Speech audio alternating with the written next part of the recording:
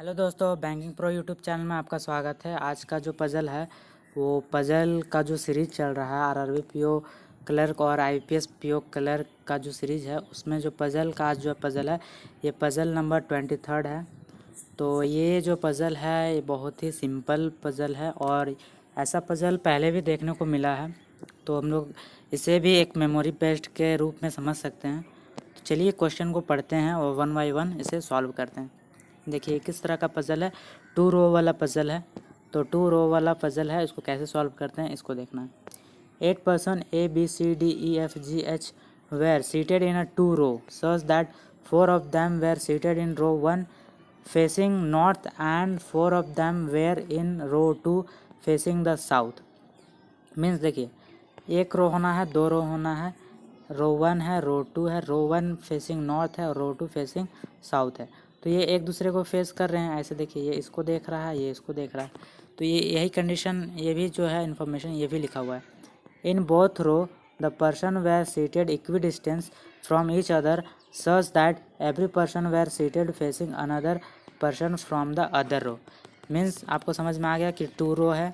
इसको हम फिर से ऐसे बना सकते हैं कि देखिए ये एक मैंने डब्बा बनाया और ये मैंने पर्सन, देखिए ये क्योंकि 8 पर्सन है ना, तो ये 4, देखिए ये रो, ये मेरा रो 1 है और ये मेरा रो 2 है। ये 1 है, ये 2 है। तो ये फेसिंग नॉर्थ है और ये फेसिंग साउथ है। ठीक है, अब इसमें ये 4 पर्सन मेरा यहाँ बैठेगा और 4 पर्सन यहाँ बैठेगा। तो इस तरह से मैंने अरेंज किया है।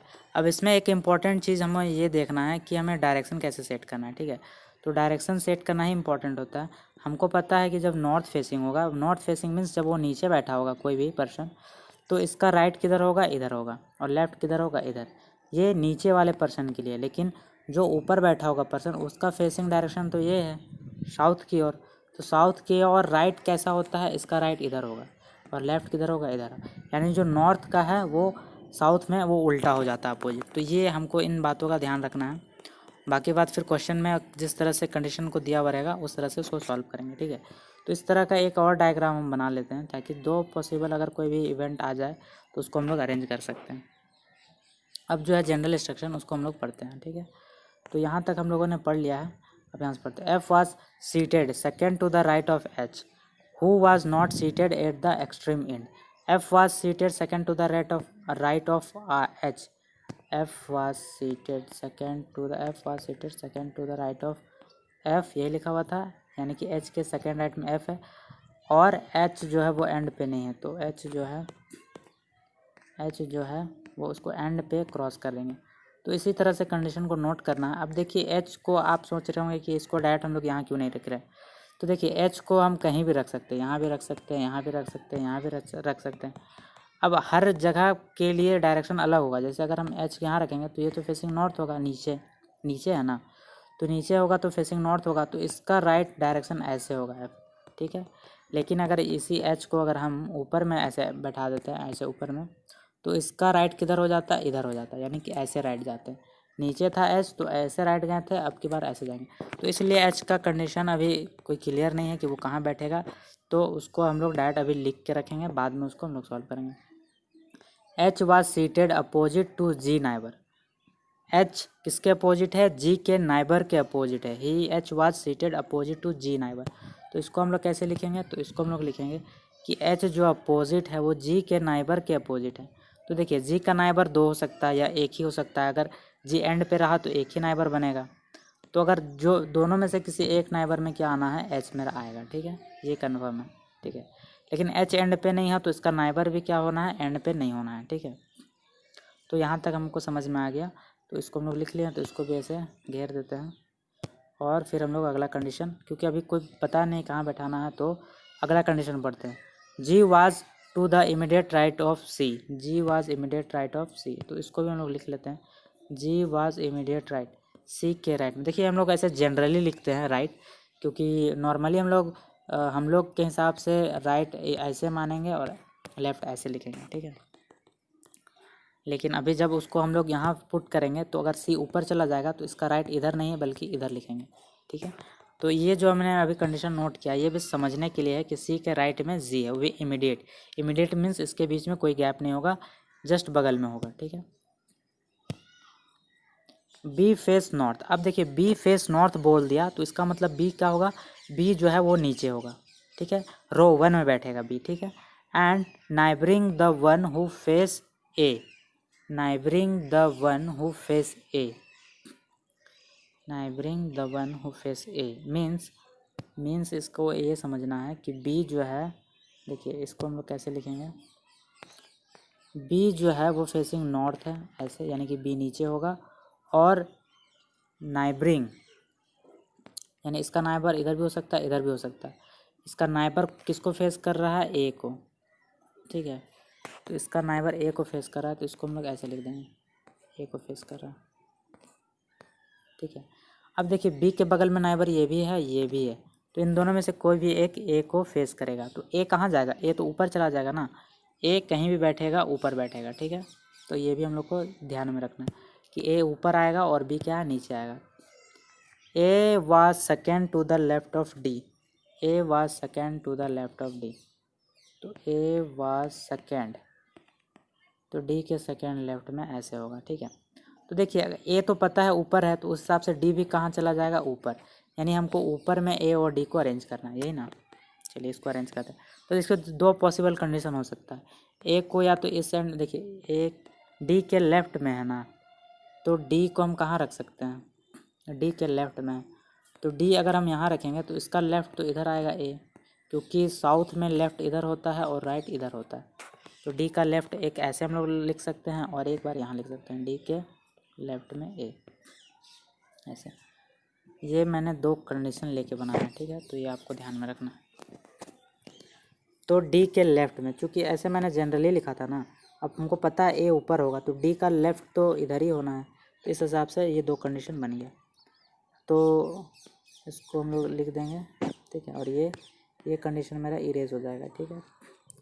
अब जो दिया हुआ था उसको हम लोग ध्यान से देखेंगे कि क्या दिया हुआ था, कि बी जो है वो ए का नाइबर, बी का जो नाइबर है वो ए को फेस करता है, ठीक है, बी का neighbour.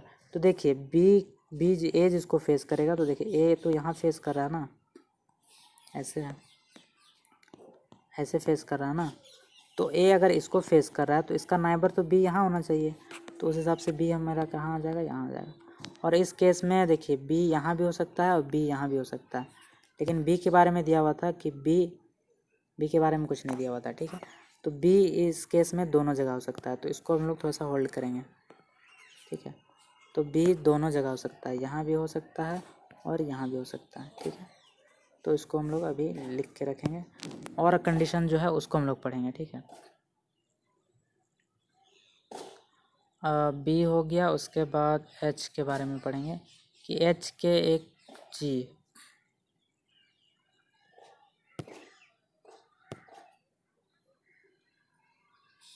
A was second to the left of D. हाँ, अब जो अगला कंडीशन है उसको हम लोग देखेंगे, ठीक है।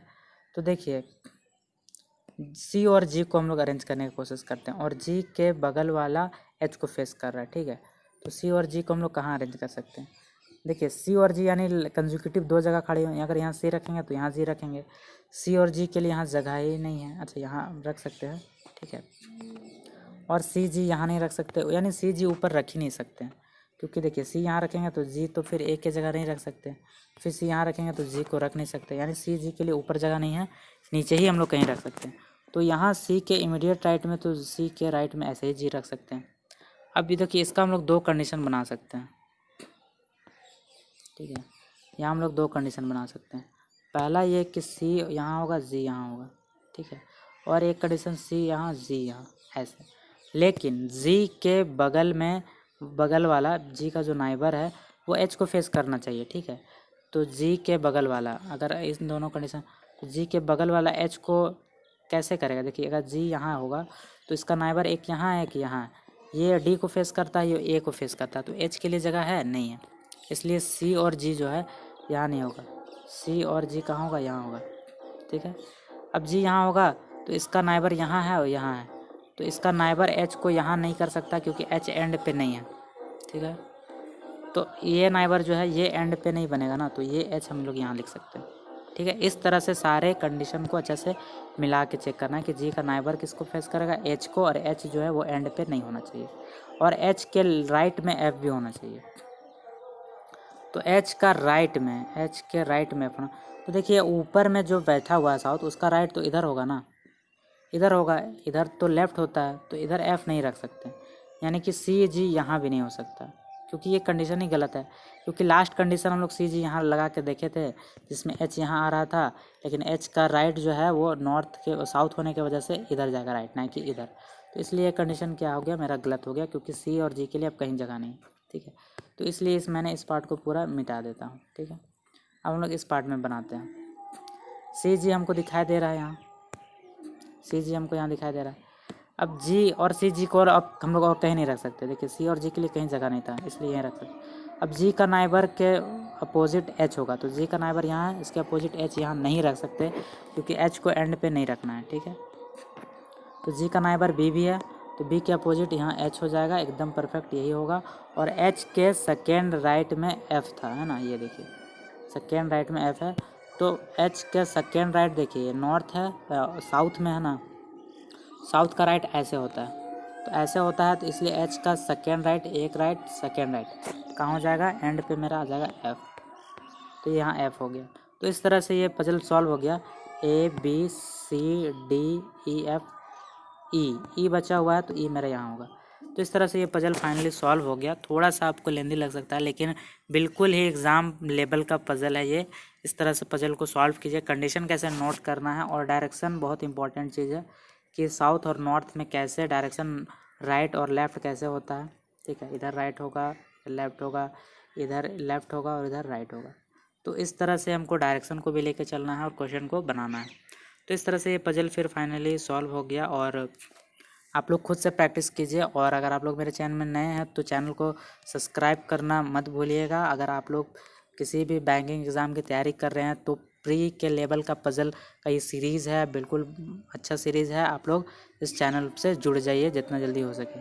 तो वेट कीजिए नेक्स्ट वीडियो का, तब तक के लिए घर में रहिए, स्वस्थ रहिए, बचे रहिए, और एग्ज़ाम की तैयारी में कोई कमी मत कीजिए। तो